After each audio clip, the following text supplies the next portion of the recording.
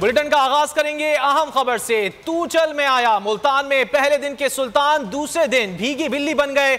English bowlers की गेंदें मिजाज स्विंग कराते रहे, स्पिनर्स गेंद घुमाते रहे। बाबर आजम 75 रन बनाकर गए। सऊद शकील की हिम्मत 63 रन पर जवाब दे गई। मोहम्मद रिजवान एक बार फिर नाकाम रहे। इनिंग्स सिर्फ 10 रन तक भी महदूद रही। जैक लीच और रूट ने जाल में जकड़ कर रख दिया। 5 विकेटें सिर्फ 14 रन का इजाफा कर सकी। इंग्लैंड के बॉलर्स की जानिब से आज सुबह से ही शानदार बॉलिंग का मुजाहरा किया गया। लीच की जानिब से 4 खिलाड़ियों को आउट किया गया, जबकि दीगर बॉलर्स ने भी उनका भरपूर साथ दिया। खासतौर पर अगर बात की जाए फास्ट बॉलिंग की, तो हमने देखा कि रिवर्स स्विंग भी होती हुई नजर आई बॉल, और इसके अलावा बॉल घूमती हुई नजर आई। इस वक्त फहीम अशरफ और अब्रार अहमद मौजूद है क्रीज पर, जबकि पाकिस्तान को इंग्लैंड का पहली इनिंग का स्कोर बराबर करने के लिए मजीद 93 रन दरकार हैं।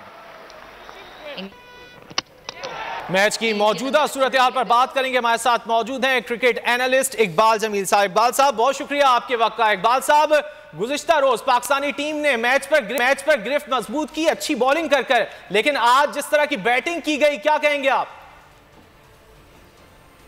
भाई सारी बात ये है कि रजीज साहब, ये आप ये खुद ही अंदाजा लगा लीजिए, खुद ही आप ये देख लीजिए, आपकी होम सीरीज है, आपने अपनी मर्जी से विकेट बनाई हैं, और अब सारी बात यह है ना, आप 4 स्पिनर्स आपने खिलाए हैं, 2 बॉलर्स खिलाए हैं फास्ट बॉलर्स, उनकी मतलब एक का डेब्यू हुआ है गुज़िश्ता टेस्ट में रावलपिंडी में, and I am very sorry to say कि पाकिस्तानी बैट्समैन बिल्कुल कैपिटलाइज नहीं कर सके।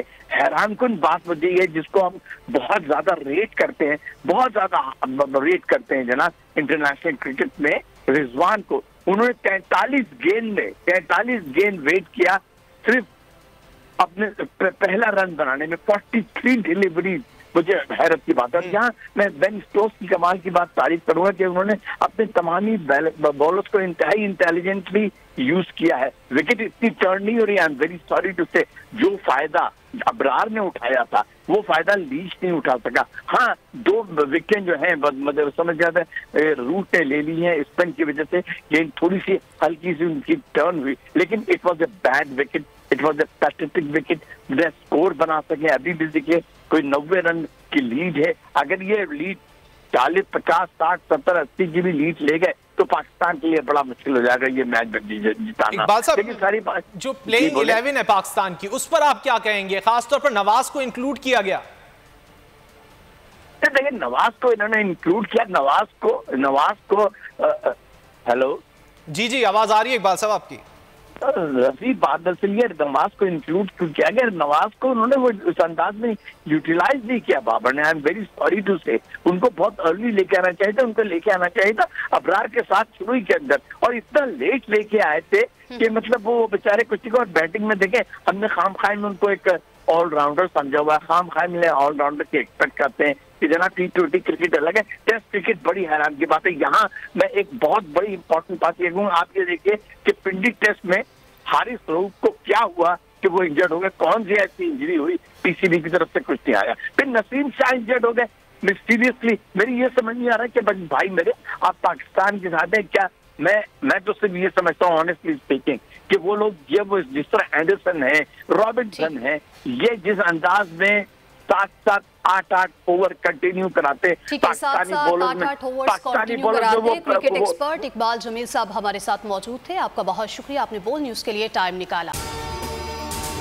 अगर आपको ये वीडियो पसंद आए तो लाइक पर क्लिक करें।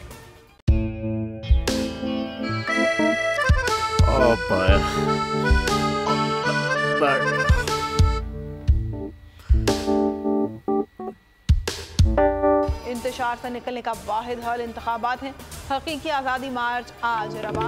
हाँ, आयत के मुताबिक अगर आप उसको ये रिपोर्ट दे दें तो मैं आपको अपनी 4 सीटें दे दूंगा। मौलाना हाँ साहब, वो जो रिपोर्ट हमें दे दे, और वो जो नीली पीली चैनल है वो लगाए। जाओ शबाज, हम ऐसा टीवी देखते ही नहीं जिसका रिमोट हमारे हाथ में ना हो। और यहाँ पे कोई 2 नंबरी नहीं चलेगी।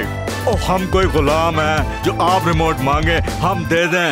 Absolutely not. यहाँ पे सिर्फ पाकिस्तान का नंबर 1 चैनल चलेगा, बोल, जो हकीकी सहाफत की जंग लड़ रहा है पाकिस्तान के लिए, कोई और नहीं, सिर्फ बोल खड़ा है, आप सब भी बोल देखें।